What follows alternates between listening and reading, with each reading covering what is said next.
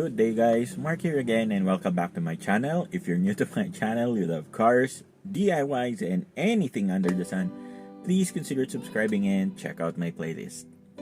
Okay, so good morning mga paps. Kumbaga, ito yung start nung series na sisimulan natin for this channel, itong ating YouTube channel. Ang naisip ko kasi gumawa ng mga video na parang kumbaga product review. So magsisimula tayo sa mga car care products na meron na ako. So yung iba kasi doon is parang nabili ko lang pero hindi ko never kong nagamit. Yung iba naman is regular ko nang ginagamit. So ipapakita ko sa inyo kung ano-ano yung mga products na regular na ginagamit ko. Sasabihin ko naman kung ginagamit ko siya regularly or tsaka yung mga nabili ko lang na hindi ko pa nagagamit. Ngayon, lahat po ng product na i-review ko, lahat po, hindi po sponsored. Unang-una, hindi po sponsored. So, expect an honest review galing sa akin. Good or bad, sasabihin ko sa inyo kung ano yung talagang sa tingin ko, kung effective ba yung product, worth it ba siya para sa presyo, tapos ano pa ba, syempre kung ano ba to, kung sulit, 'di ba? So magsisimula muna tayo mga paps sa saan ba to? Sa mga siguro yung car care in terms of wax, yung upholstery cleaner, mga ano pa ba, shampoo. Hindi ko alam kung may car shampoo ako dyan, pero mostly ng mare-review natin ngayon is mga yun, mga wax tsaka cleaners. Okay? Good day mga paps. Today another product for us to review. This time it's ano ba to? Autobright Leather and Vynil Protectant. So eto. Sabi dito, it cleans, conditions, and protects yung leather and vinyl nga. Eto, nabili ko to sa Japan Home. I think sa Manila ko pa yata nabili to.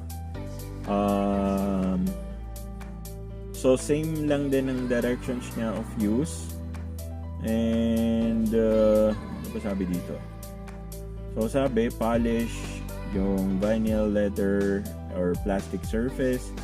Great for use on car, trucks, interiors, boats, motorcycles, etc. etc. Tapos sabi, parang fresh new leather smell. Titingnan natin if legit or kung totoo ba. Ito, Autobright Leather and Vinyl Protectant.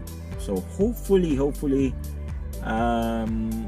medyo mas maganda to kumpara dun sa last two products na tinest natin. Kasi mas mura to. This is only 88 pesos guys. So i-shake muna natin. Tapos, ganun pa rin guys. This time, dito ko nilagyan ng divider. Okay? So, this time, dito ko banda nilagyan ng para medyo may sinag ng araw. Gagawin natin, ito yung untreated. Dito tayo mag-i-spray sa kaliwa. So, shake. And then, gagawin natin 2 sprays lang. Ayan. So, ma-foam siya. And then, using our clean na basahan is ikakalat natin siya dito sa area na to. So, hindi masyadong mataas yung hopes ko dito sa product na to kasi nga para sa presyo niya, I don't think na this would be even better dun sa last two. Kung mas maganda, edi okay. Pero kung sana at least lumabel man lang siya doon sa last two products na inano natin. Pero eto guys ha, ano pa to? Segundo pa lang. So wala pa nga tayong 10 seconds pero kung napapansin nyo, halos bumalik na yung kulay niya sa kabila. So it's not looking good for the Autobright product. So sige, bigyan natin ng 5 more minutes. Let's see. Malay naman natin, 'di ba? Baka kasi babalik sa dati and then magsha-shine. So bigyan natin ng 5 minutes, guys. Okay, so 5 minutes has passed, guys. Honestly, yung itsura nito parang wala tayong in-spray. Parehas lang sila ng itsura. So, if you're gonna ask me kung worth it ba yung product, definitely not. Sayang yung 88 pesos nyo. Even if cleaner lang siya, gagamitin yung cleaner, siguro mas maganda pa kung tubig na lang na ordinaryo gamitin nyo. And then, punasan nyo na lang.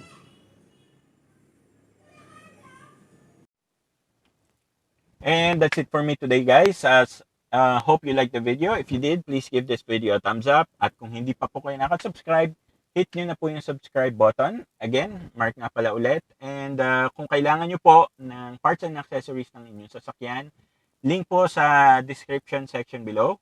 Once again, Mark nga pala ulit. Maraming salamat po sa pagsama sa akin today and hope to see you guys on our next video.